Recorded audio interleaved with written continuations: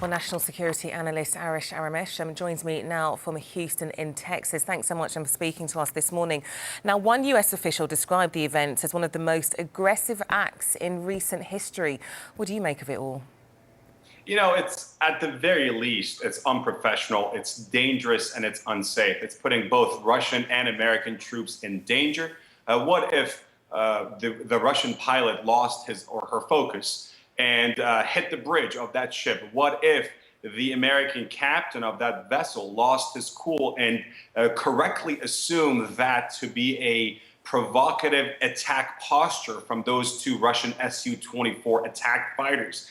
Any of those combos could lead to disaster. So dangerous, very unprofessional, and perhaps provocative. I am not sure if Russian pilots or their regional command in the Baltic, which is right next door, it's Moscow's backyard, would decide to carry out such an aggressive move. About 20 flyovers, 11 of which very close to the bridge of USS Donald Cook, without pre-approval from the Kremlin, without pre-approval from the defense ministry in Moscow. So very provocative, very unprofessional, and very unsafe. And that is exactly why back in the 1970s, the United States and back then the Soviet Union reached an agreement to prevent these close encounters, to make sure that these unsafe incidents will not occur. But unfortunately, and this is a lot to say, but unfortunately, back then the Soviet Union had a lot less to prove and was a lot less insecure than today's Putin's Russia is.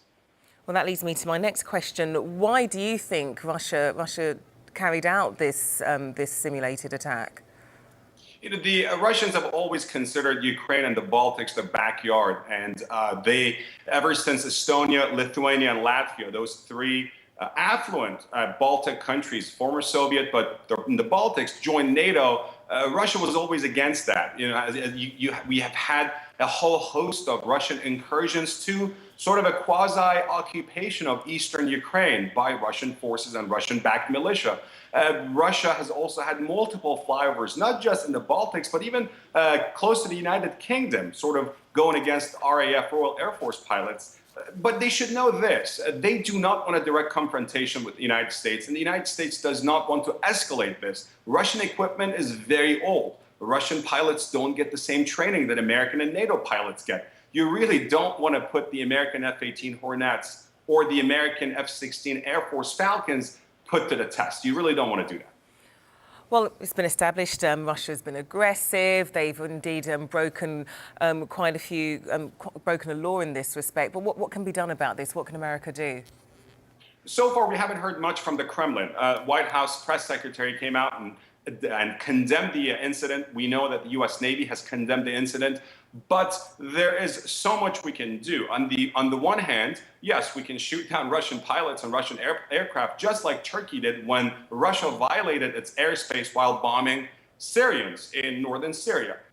If we do that, that's going to be an escalation. We're talking about international waters, not over U.S. territory. So that is sort of the distinguishing factor between what Turkey did to that Russian sort of fighter bomber, and what Russians are doing now over international waters. But this is, again, a clear provocative move. So to escalate things is going to make things much worse. But again, Russia, these are not actions of a secure country. These are not actions of a leader and his military forces that feel secure in their own backyard, at home, and also regionally and globally.